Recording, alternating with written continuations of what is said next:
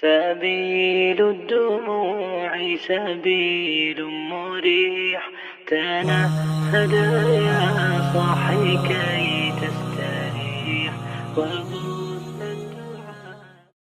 Ayat Al-Quran itu solusi semua teman-teman. Apalagi kalau teman-teman baca ayat-ayat tentang surat curhat. Apa surat curhat teh? Mujadalah. Surat diputusin. At-Talaq. Kan surat diputusin kan? Ya, lo gue N itu kan At-Talaq kan? Udah beres, udah putus gitu. Nah, itu kalau kita baca surat-surat itu semuanya ajaran untuk memudahkan kita, bukan untuk mempersulit. Contoh, At-Talaq. At-Talaq itu kan asbabun nuzulnya Nabi baru mentalak Hafsah istri beliau, tapi kita nggak boleh suuzon. Kata ulama sesuatu terjadi di antara Nabi dengan Hafsah sampai Nabi menceraikan Hafsah. Tapi dua-duanya soleh pastinya. Rasul udah pasti soleh, Hafsah juga perempuan yang soleh. Jadi kita nggak bisa menjudge sejarah. Jangan pernah menjudge sejarah karena kita tidak hadir ketika adegan itu ada. Cukup ambil pelajaran aja nih. Apalagi sejarah tentang keluarga Nabi, lebih nggak boleh lagi dijudge. Sejarah yang bukan keluarga Nabi aja nggak boleh dihakimi, apalagi keluarga Nabi. Yang jelas terjadi sesuatu, Nabi menceraikan Hafsah. Dibawa pulanglah Hafsah ke rumah Umar, ayahnya. Allah langsung mengutus Jibril. Wahai Jibril, datang kepada Muhammad, suruh dia merujuk Hafsah. Jibril datang, ya Rasulullah. Kenapa Rasulullah menceraikan Hafsah? Hafsah itu sawwamah qawwamah. Apa arti sawwamah qawwamah? Sawwamah dari kata soma, yasumu, orang yang melakukan puasa namanya soim. Kalau cewek namanya soimah. Itu yang melakukan puasa. Jadi kalau dia pernah berpuasa, soim. Kalau cewek pernah berpuasa, soimah. Tapi kalau dia sering puasa, itu bukan soim. Itu namanya sawwam. Pakai tasydid. Kenapa tasydid? Karena filosofi tasydid dalam bahasa Arab itu penegasan. Jadi kalau dia sering puasa, berarti dia tegas banget orang yang memang ahli puasa. Sehingga nggak disebut lagi soimun, tapi sawwam. Orang yang rajin puasa. Ceweknya sawwamah. Kalau yang sholat malam namanya qaim. Kalau ceweknya qaimah. Kalau udah sering sholat malam namanya bukan qaim, qawwam. Ceweknya qawwamah. Kata Jibril, ya Rasulullah, rujuklah Hafsah. Jangan ceraikan Hafsah karena dia adalah sawwamah qawwamah. Ahli sholat malam, ahli puasa siang. Siang hari hampir setiap hari puasa. Puasa Daud, selang-seling. Dan dia adalah istrimu di dunia dan di surga. Akhirnya Nabi menangis, datang kepada Hafsah. Hafsah yuk pulang yuk, kata Nabi. Kemudian turun kalimat, kalau kalian menceraikan istri kalian, cara yang paling baik, jangan suruh dia keluar dari rumah kalian. Ini kan solusi dari Allah. Allah tuh justru membela kita supaya kehidupan kita walaupun dalam keadaan emosi tetap berakhlak mulia. Kalau ada orang yang bilang, Ustadz, kalau cerai atau talak itu emosi gimana Ustadz? Sah nggak? Emang ada yang talak nggak emosi? Kita talak yuk. Aduh. Mana ada orang talak nggak emosi? Yang namanya talak pasti emosi, pasti marah. Gimana talak? Sayang, aku talak kamu ya. Nggak ada kan ya? Yang namanya talak pasti lagi marah. Yang dimaksud marah yang nggak sah talak itu adalah marah yang kehilangan akal. Dan itu jarang. Marah yang kehilangan akal. Tapi yang namanya orang mentalak pasti marah. Rasulullah kemudian merujuk Hafsah dan kata Allah, jangan lagi kamu kalau menceraikan istri itu mengeluarkan mereka dari rumah. Ini namanya ma anzalna alaikal Quran litashqa. Tujuan diturunkan Al-Quran itu bukan pengen menyulitkan kita, bukan pengen ngasih beban, justru menyelesaikan masalah kita. Makanya baca Quran jangan baca teksnya doang. Coba kita sedikit-dikit baca asbabun nuzul, cerita. Kenapa sih ayat ini turun? Ayat hijab. Kenapa ayat hijab turun? Ada ceritanya tuh. Ceritanya banyak memang kebaikan dalam hijab, tapi salah satu yang berkaitan dengan ayat itu, kan waktu itu di Madinah, walaupun Nabi udah hijrah ke Madinah, di sana tuh masih banyak prostitusi online ya di Madinah. Masih banyak lah. Sehingga cewek-cewek itu ada yang kalau udah maghrib, kupu-kupu maghrib itu udah mulai keluar. Dia udah keluar, terus kayak ada spotnya gitu kan. Pokoknya kawasan situ udah terkenal lah. Siapa yang lewat kawasan situ kayak lama-lamain, pura-pura mogok mobil, apalah kayak gitu-gitulah. Udah ada lah daerah situ. Nah, suatu saat, dan mereka kan berpenampilan biasa, nggak menutup aurat. Ada cewek-cewek muslimah, kalau saya bilang cewek itu artinya perempuan, wanita, cuman bahasa anak muda cewek, dan itu bukan penghinaan. Buat kita ngomong cewek itu berarti akrab. Ada cewek-cewek Madinah, muslimah, mereka pulang sore-sore ngelewatin jalan itu, diganggu sama cowok-cowok yang hidungnya warna-warni, cowok-cowok hidung belang. Neng, mau kemana gitu, terus kayak dideketin, dirayu, dibujuk kayak gitu-gitu. Berapa neng hashtagnya gitu-gitu. Pokoknya kayak dianggap ini perempuan yang nggak baik. Turunlah ayat. Itu asbabun nuzulnya. Muncul kalimat itu membuat kalian lebih mudah dikenal. Kok bisa kayak gitu? Kenapa udah ditutup malah lebih dikenal? Nah ini nih, maksudnya kalau kalian menutup aurat lebih mudah dikenal bahwa kalian itu perempuan baik-baik, bahwa kalian itu muslimah, sehingga nggak akan diganggu. Itu goals tujuan dari syariat hijab. Supaya nggak diganggu sama orang-orang yang tidak baik akhlaknya. Karena ketahuan nih perempuan baik-baik, tidak menjual dirinya. Nih perempuan yang muslimah, menjaga kehormatannya. Kalau mereka jangan diganggu, itu maksudnya. Sehingga Allah mengatakan, katakan kepada istrimu dan perempuan-perempuan yang beriman agar mereka menjulurkan jilbabnya, itu membuat mereka lebih dikenal. Maksud lebih dikenal, bisa dibedakan mana muslimah, mana yang belum muslimah. Ma anzalna alaikal Qur'an litashqa. Kami tidak turunkan Al-Qur'an untuk memberatkan kalian. Semuanya memudahkan. Semuanya. Cuman yang bikin kesannya kadang-kadang berat itu praktek. Orangnya, oknumnya, kayak waris. Ilmu waris itu kan yang agak kurang bisa diterima buat cewek-cewek itu kan karena nggak sama rata kan. Adil tapi nggak sama rata. Karena keadilan itu nggak harus sama rata. Keadilan itu proporsional. Laki-laki dapat 2, cewek dapat 1. Sekarang saya pengen buktiin kalau waris itu sebetulnya lebih nguntungin cewek. Cowok dapat 2 bagian, cewek dapat 1 bagian. Tapi jangan hanya melihat bagiannya. Kenapa cowok dikasih 2 bagian? Ini namanya maqasidus syariah. Ini yang kalau alhamdulillah saya belajar di Mesir. Mesir itu kan diajak berfikir. Kita belajar fikih namanya persepsi fikih. Belajar tafsir, ilmu menafsirkan Al-Quran. Jadi kita punya persepsi gitu. Kalau di beberapa tempat mungkin orang nggak mau tahu, terserah deh maksudnya apa, yang penting ayatnya gitu kan ya. Ini nggak jadi bijak. Kita harus tahu kenapa, apa maksud Allah. Namanya maqasidus syariah. Maqasid, maksud. Maksud dari bahasa Indonesia, maksud. Apa maksud dibalik 2:1? Cowoknya dapat 2 bagian, cewek dapat 1 bagian. Apa maksudnya? Maksudnya biar cowok ini punya tanggung jawab untuk menafkahi perempuan, cewek.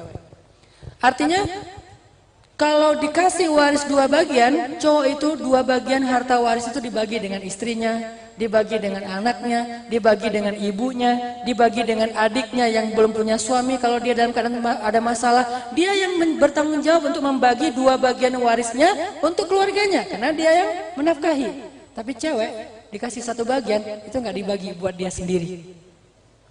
Cowok dikasih 2 bagian, bagi-bagi. Cewek dapat 1 bagian, enggak, buat dia sendiri. Dia bisa beli perhiasan untuk dia sendiri, dia bisa investasi, dia bisa tabung sendiri. Siapa yang lebih untung? Cewek. Kenapa cewek protes? Karena bukan syariatnya yang salah, bukan ceweknya yang salah. Cowoknya salah memaknai maqasidus syariah. Ambil 2 bagian, hanya hak, tapi kewajibannya enggak diambil. Harusnya fair, kalau haknya 2 bagian, kewajibannya juga 2 bagian. Sehingga tanggung jawab yang paling tinggi dalam menafkahi itu ada di paman, ayah, kakak, saudara laki-laki, suami. Ada di mereka, bukan di bibi, ibu, istri, adik yang perempuan, bukan. Sehingga mereka dapat hanya untuk diri mereka sendiri. Kita dapat, kita bagi-bagi sama mereka. Itu Islam. Jadi sisi mana dari Islam yang sebetulnya nggak fair coba? Kalau kita baca maqasid dari syariahnya, tujuan dari penerapan syariah itu. Ini artinya teman-teman, udahlah, yuk kita belajar pelan-pelan belajar menerapkan Islam dalam hidup kita. Tapi Islam bukan cuma ritual. Islam bukan cuma di masjid. Islam bukan cuma ibadah. Islam itu whole dari kehidupan kita. The whole of life dari kehidupan kita itu Islam. Islam itu juga main. Makanya ada orang yang membedakan main nama ibadah itu seolah-olah yang ibadah itu berpahala, main itu dosa. Saya nggak sependapat. Saya memahami Islam syumuliyatul Islam, komprehensifnya Islam. Islam itu juga ada adegan main. Emang Nabi nggak pernah bermain-main? Bahkan ada hadis 3 bermain-main, 3 perbuatan sia-sia dan berpahala. Main-main sia-sia tapi berpahala. Salah satunya apa? Bermain-main dengan keluarga. Salah satu yang paling seru, bermain-main dengan istri. istri. Bermain-main dengan istri itu main-main aja pahala loh. Kita kayak bercanda, kayak saling kayak menggoda, kita kayak manja-manjaan, itu aja berpahala. Kalau istri orang baru dilihat dosa. Makanya jangan istri orang, istri sendiri. Kalau nggak ada ya sabar ya. Alaikum bisaum, hendaklah berpuasa. Artinya, oh ternyata main-main dalam Islam juga berpahala. Makanya Nabi main dengan keluarganya, main dengan cucunya. Beliau kalau lagi di masjid itu kadang-kadang beliau jadi tunggangan, Hasan dan Husain naik jadi penunggang kudanya, keliling masjid bertiga. Nabi jadi kuda, Hasan Husain jadi kesatria. Lalu para sahabat pada ngasih semangat, ayo Rasul, ayo Rasul. Terus ada di antara mereka yang memuji dengan mengatakan, ya Hasan, ya Husain, kalian mendapatkan sebaik-baik tunggangan. Nabi mengatakan, dan mereka sebaik-baik kesatria. Saling menghargai. Sahabat menghargai Rasul, Rasul menghargai cucunya. Sehingga, ayo ya kakek, ayo kakek, ayo kakek, keliling masjid. Emangnya masjid hanya dipakai untuk sujud dan ibadah? Ternyata di dalam masjid Nabi bermain dengan keluarganya. Pernah lagi ada adegan, kan di Masjid Nabawi itu suka digantung buah kurma wakaf. Buah kurma sedekah, karena dulu nggak ada tempat menyimpan barang Baitul Mal, disimpannya di masjid juga, digantung di tiang-tiang masjid. Jadi orang miskin kalau mau makan, nggak ada makanan di rumah, tinggal metik aja di tiang masjid. Masuk ke masjid, petik, makan. Nah waktu itu Hasan dan Husain, buat anak-anak di zaman Nabi kan cemilan, coklat, permen gitu kan korma ya. Mereka petik korma di tiang masjid, dimasukin ke mulut, kayak nggak dikunyah, diemut gitu. Biar nanti makin lama makin kerasa manisnya gitu kan. Awalnya korma itu nggak ada rasanya, terus kelupas sedikit kulitnya yang halus tuh kerasa manisnya sampai habis. Dimut lama, Nabi ngelihat kalian ngemut apa? Korma. Sini nggak boleh, enggak, ini jajan kami. Akhirnya Nabi mengejar Hasan Husain keliling masjid. Sini Hasan, sini Husain, nggak mau. Akhirnya kejar-kejaran. Pas sudah ketemu, Nabi menyolek, masukin jarinya ke dalam mulut Hasan. Husain dikeluarkan buah kurmanya. Kata Nabi, kita keluarga yang tidak boleh makan sedekah. Akhirnya Nabi ambil kurma yang lain dikasih kepada Hasan dan Husain. Sederhana, nggak ada yang kaku. Woi, dasar anak kecil di masjid. Oh, enggak kayak gitu. Rasulullah memperlakukan anak-anak di masjid. Makanya main. Sampai saking seringnya Nabi main kuda-kudaan dengan Hasan dan Husain, pernah Nabi lagi sujud, dikirain sama Hasan Husain Nabi lagi ngajak main kuda-kudaan. Akhirnya mereka naik ke atas punggung Nabi. Nabi lagi sujud. Apa yang Nabi lakukan? Nabi memperpanjang sujudnya. Bayangin, orang lagi ibadah tapi masih mikirin anak kecil, masih mikirin manusia, makhluk. Lagi menghadap Allah, masih menghargai makhluk. Lagi sujud, cucu-cucunya naik ke atas punggung, Nabi memperpanjang sujudnya sampai cucunya puas dan turun dengan sendiri. Bukan dipaksa turun, bukan. Enggak sama sekali. Apa gitu-gitu. Ini makhluk semua nih, saya lagi menghadap Allah, makhluk lupain. Enggak kayak gitu Islam. Nabi perpanjang sujudnya sampai setelah selesai sholat, sahabat heran, kok sujudnya lama banget, ada apa ya? Kalau kita kayak gitu mungkin udah ada yang ngeliat, jangan-jangan imamnya hilang lagi gitu, batal wudhu terus pergi aja sendiri gitu kan, kayak curiga gitu, suuzon. Sahabat enggak, mereka diem aja sampai beres sholat. Ya Rasulullah, kenapa sujudnya lama sekali? Kata Rasul, tadi pas lagi sujud cucu-cucuku naik ke atas punggung dan aku tidak mau mengganggu mereka bermain. Ibadah tapi nggak mau ganggu orang main. Terus sejak kapan ibadah kita itu egois sampai mengganggu orang lain? Sementara Rasul ibadahnya aja nggak pengen mengganggu cucunya yang lagi main, bukan lagi ngapa-ngapain, lagi main loh. Terus Nabi lagi sholat. Ini bukti Islam itu memudahkan. Tadinya pengen baca surat yang panjang, Al-Baqarah.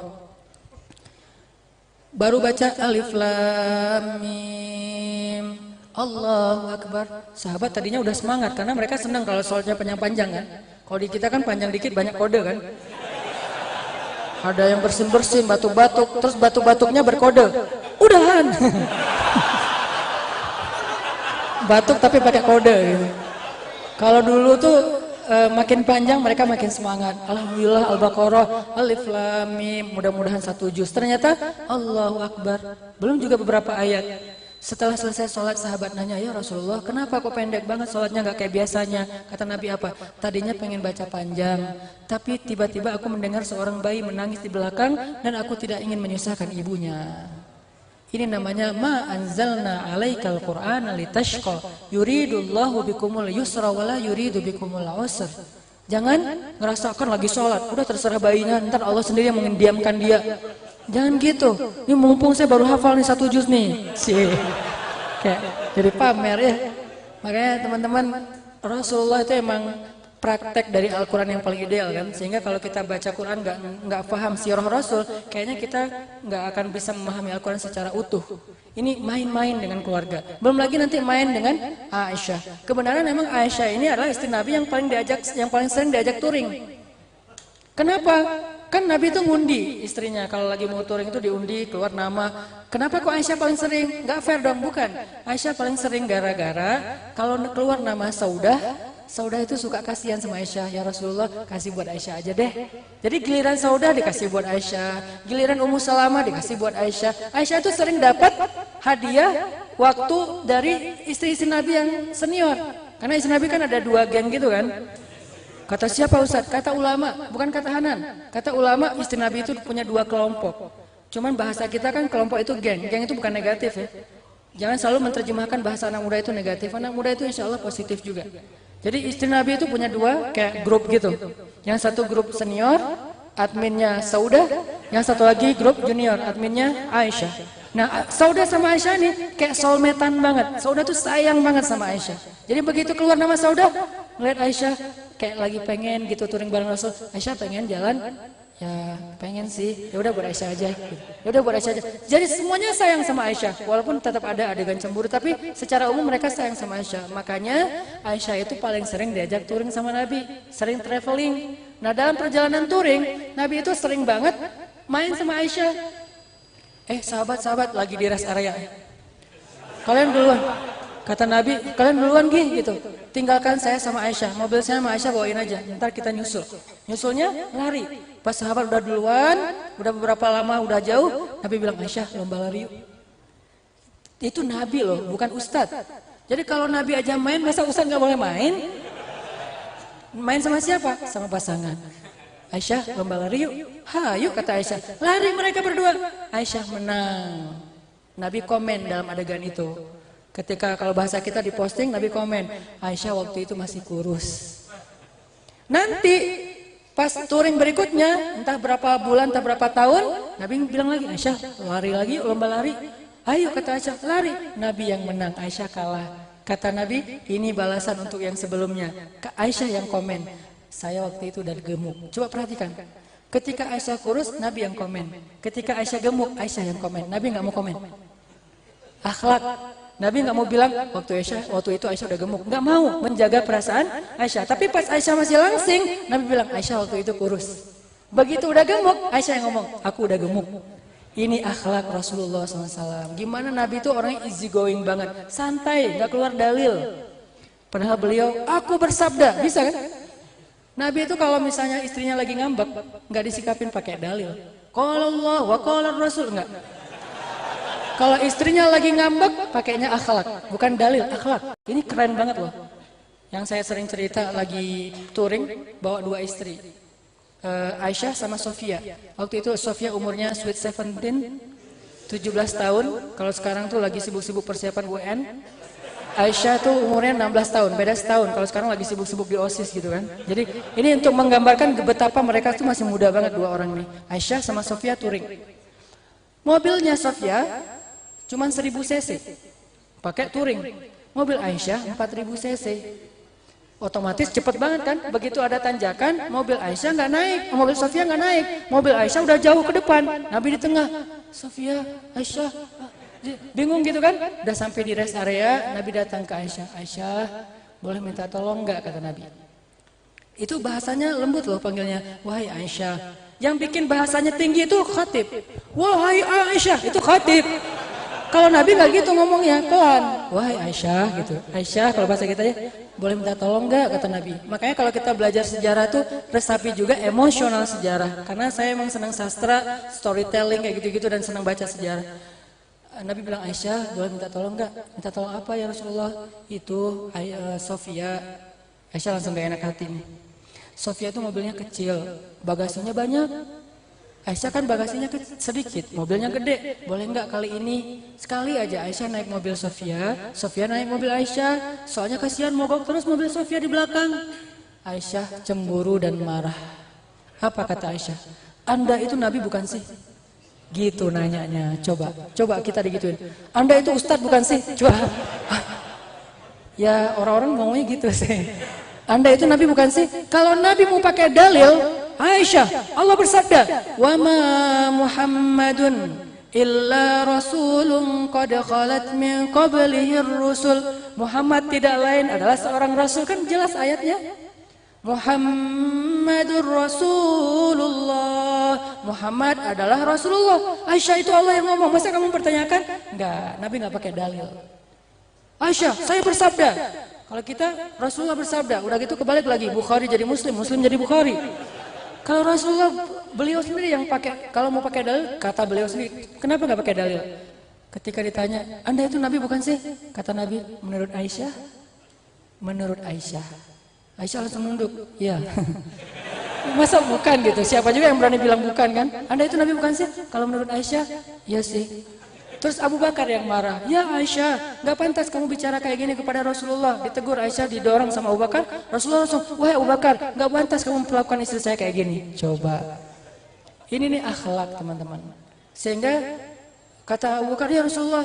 Rasulullah nggak dengar Aisyah ngomong apa kepada Rasulullah. Dengar wahai Abu Bakar, kan nggak pantas ngomong kayak gitu. Ya Abu Bakar, innaha ghirah, itu cemburu Abu Bakar, biarin aja. Tapi kan nggak pantas, tapi kan cemburu.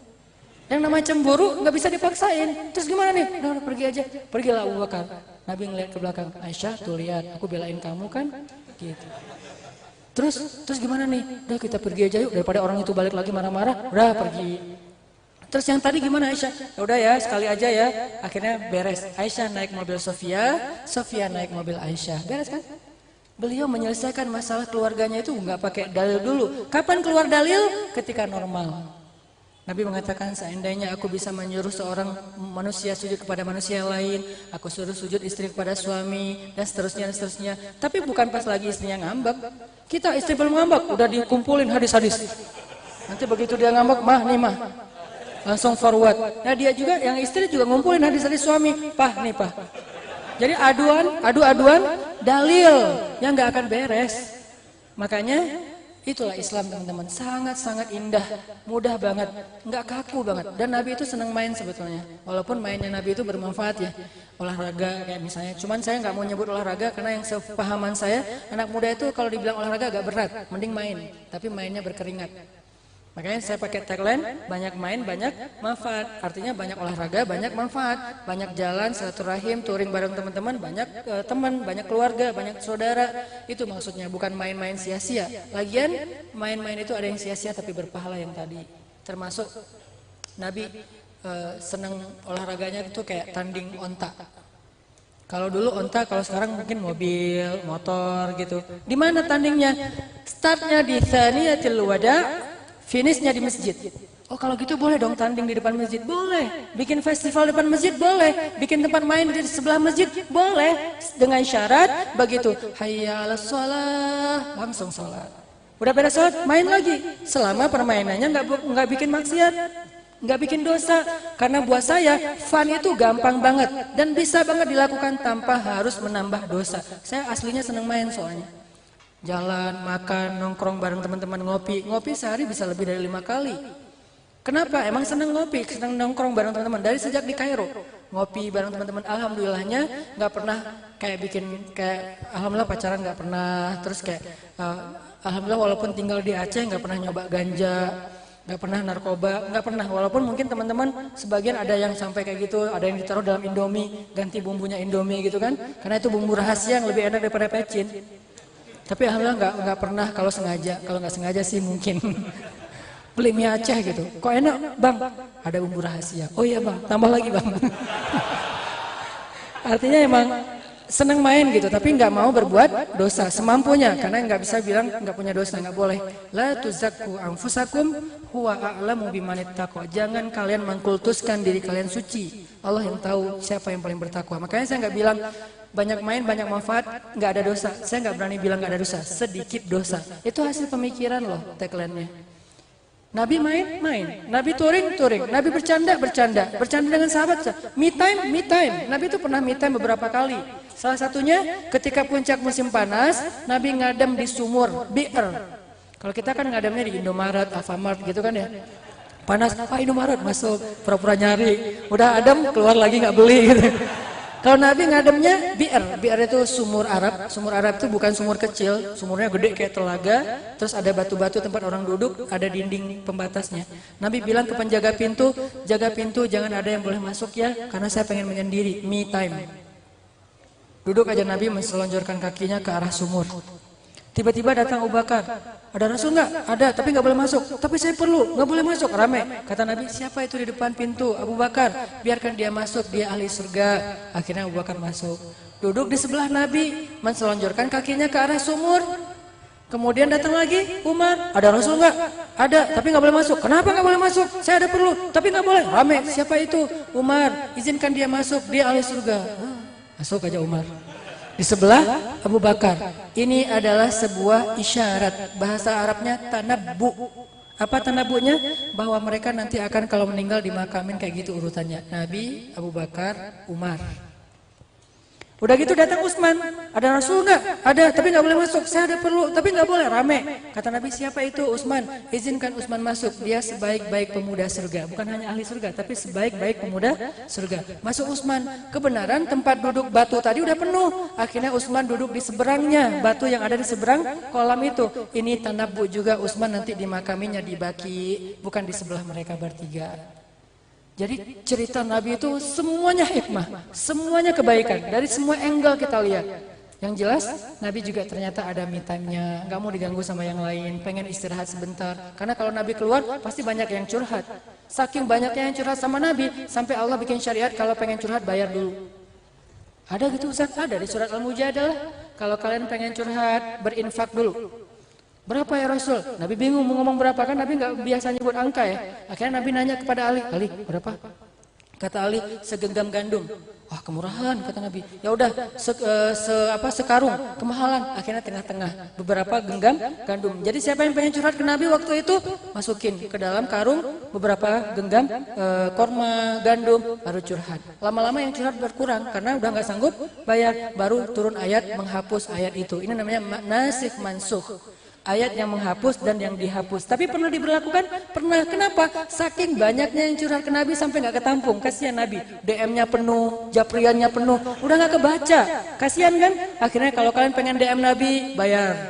Kalau kalian pengen curhat ke Nabi, bayar. Gitu kan? Diberlakukan sama Allah. Bukan Nabi yang berlakukan Allah. Untuk meringankan tugas Nabi. Artinya emang ini Masya Allah. Kehidupan Rasulullah itu hal-hal yang kalau kita baca itu daily kita banget. Main.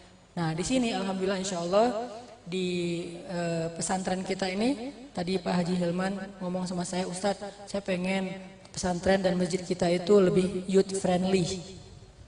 Akhirnya kita pengen bikin di sini tuh tempat ngumpulnya anak muda. Terasnya anak muda. Kenapa dibilang teras? Karena dia ada di pelataran masjid. Tempat anak muda nongkrong, tempat anak muda olahraga. Di sini nanti anak skate bisa main skate, floornya tuh udah skatable banget. Anak BMX bisa main BMX, anak parkour apalagi, main volley, main basket, main futsal. Yang penting semuanya positif. Nanti waktunya sholat bisa masuk ke masjid, disediakan tempat yang untuk mandi atau tempat untuk bersih-bersih yang nyaman. Kemudian kalau perlu, kalau di Masjid Al-Latif Pemuda Hijrah dikasih satu meja barista sehingga dapat kita bisa wakaf lah. Kafe-kafe yang ada di sekitar masjid wakaf setiap hari menyediakan 20 cup kopi gratis buat yang nongkrong di masjid. Nongkrong di masjid itu bahasa Arabnya apa? Iktikaf. Bahasa anak mudanya nongkrong. Saya hanya menerjemahkan makna itikaf. Kenapa dipermasalahin ya? Dipotong, rame, viral. Kok di masjid kok nongkrong? Nongkrong itu itikaf. Karena bahasa Arab itikaf itu artinya berdiam diri di suatu tempat. Nongkrong kan?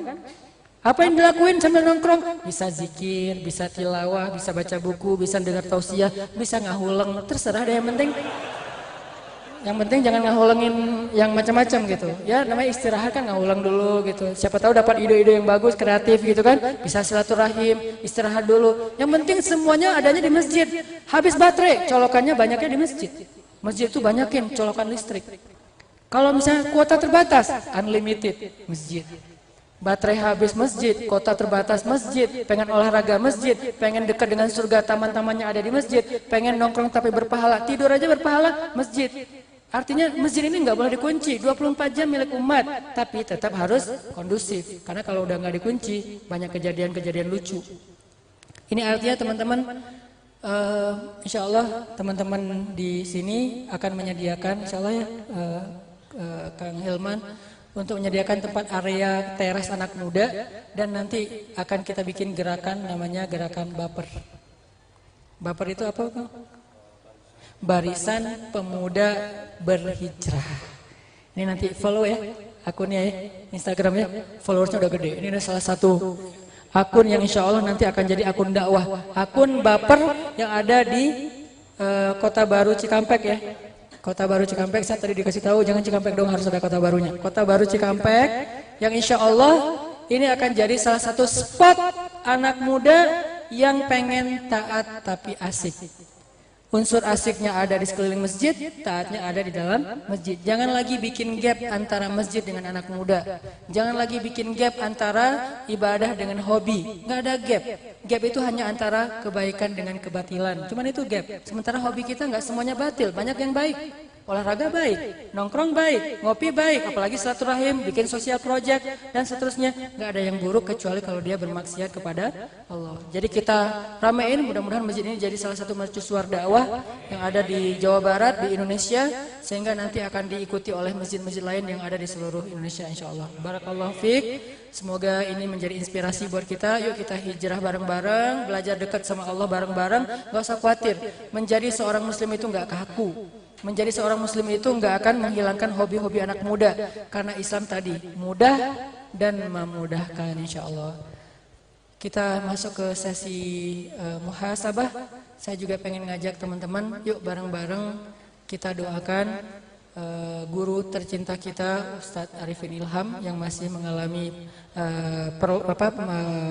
ikhtiar pengobatan di luar negeri. Mudah-mudahan Allah angkat penyakitnya, diganti dengan kesehatan dan kebahagiaan, dijadikan sakitnya penggugur dosa dan diangkat derajat. Dan kita doakan saudara-saudara kita di Suriah, di Palestina, Turkistan, kemudian Irak, Yaman yang kelaparannya malnutrisi di Yaman tuh luar biasa, parah banget. Anak-anak kecil yang meninggal dalam keadaan lapar dan kedinginan tuh. Suriah yang katanya karena penganiayaan dan seterusnya. Semoga Allah Subhanahu wa taala menolong kaum muslimin. Dan khususnya yang paling penting buat negeri kita yang tercinta Indonesia, semoga Allah jaga persatuan kita.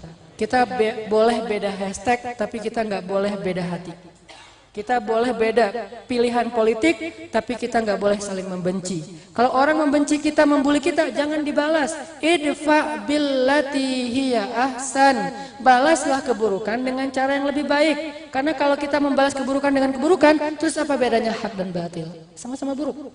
Maka balaslah. Kita yang mengklaim sebagai pihak yang membela Islam atau apapun, maka kita harus tunjukkan kemuliaan Islam. Jadi saya mengajak anak-anak muda terutama ini, jaga persatuan di Indonesia. Jangan sampai hanya gara-gara panggung politik Indonesia ini terkoyak, pecah belah di antara anak bangsa. Ini lebih besar ruginya. Kita doakan semoga Allah beri kita rezeki pemimpin yang solih, pemimpin yang adil, pemimpin yang dekat dengan ulama, pemimpin yang akan insya Allah memperjuangkan kebaikan untuk rakyatnya, dan pemimpin yang pastinya diridhoi Allah Subhanahu wa taala. أعوذ بالله من الشيطان الرجيم بسم الله الرحمن الرحيم الحمد لله رب العالمين الرحمن الرحيم مالك يوم الدين إياك نعبد وإياك نستعين اهدنا الصراط المستقيم صراط الذين أنعمت عليهم غير المغضوب عليهم ولا الضالين اللهم اغفر لنا ذنوبنا اللهم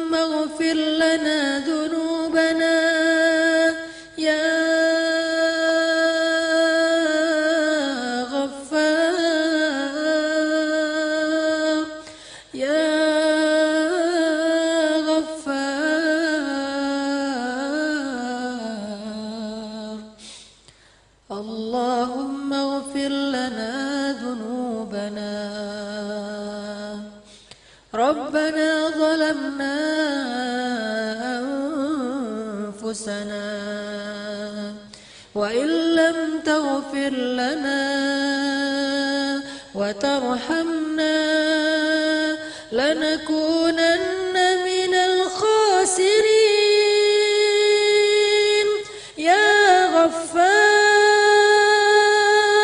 يا غفار يا غفار اغفر لنا ذنوبنا يا تواب تب علينا توبة نصوحا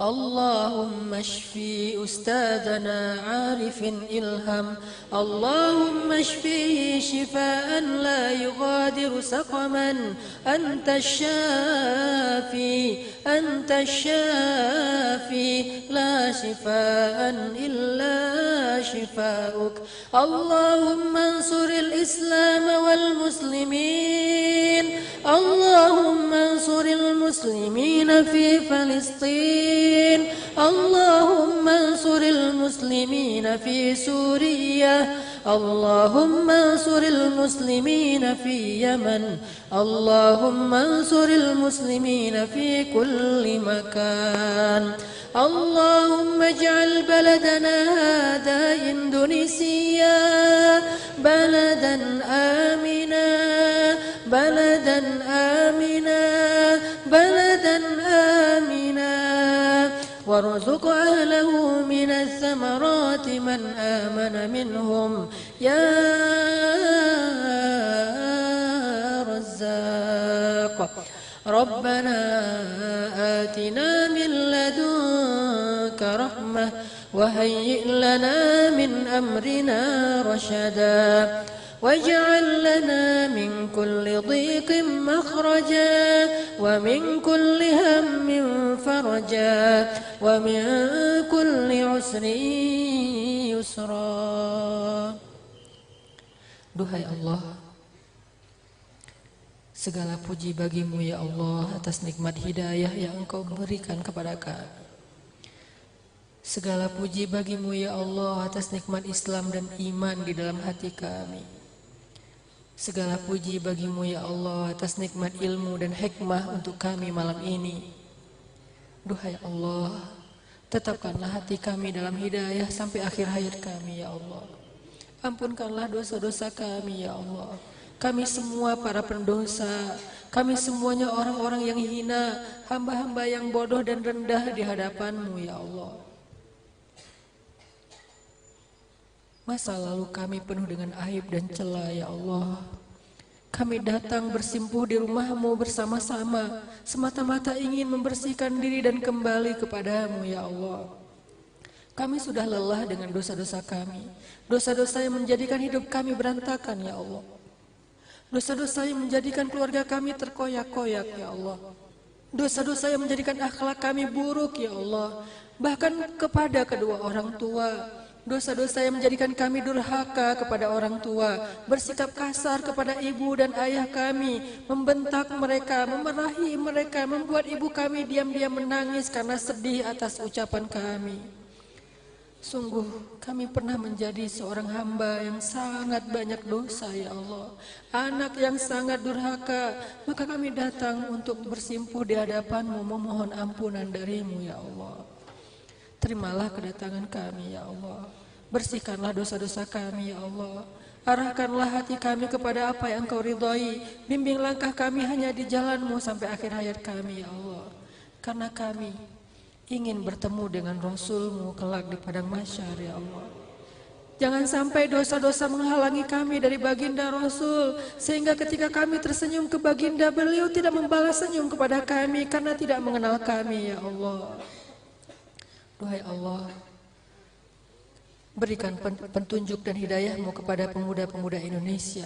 Satukanlah hati di antara kami bangsa Indonesia. Jangan biarkan ada satu hal pun yang bisa menjadikan kami terpecah belah ya Allah. Satukan hati kami karena Engkau, karena kami adalah Muslim, karena kami adalah bangsa Indonesia, karena kami adalah manusia, karena kami semuanya ciptaan-Mu ya Allah. Jangan biarkan perselisihan dan perbedaan di antara kami menjadikan kami saling membenci ya Allah. Rabbana, berikanlah keberkahan bagi negeri kami.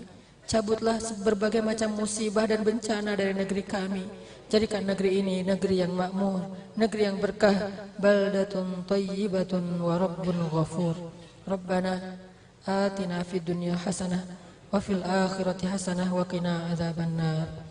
Subhanakallahumma wa bihamdika asyhadu an la ilaha illa anta astaghfiruka wa atubu ilaik. Barakallahu li wa lakum. Billahi taufiq wal hidayah. Wassalamualaikum warahmatullahi wabarakatuh.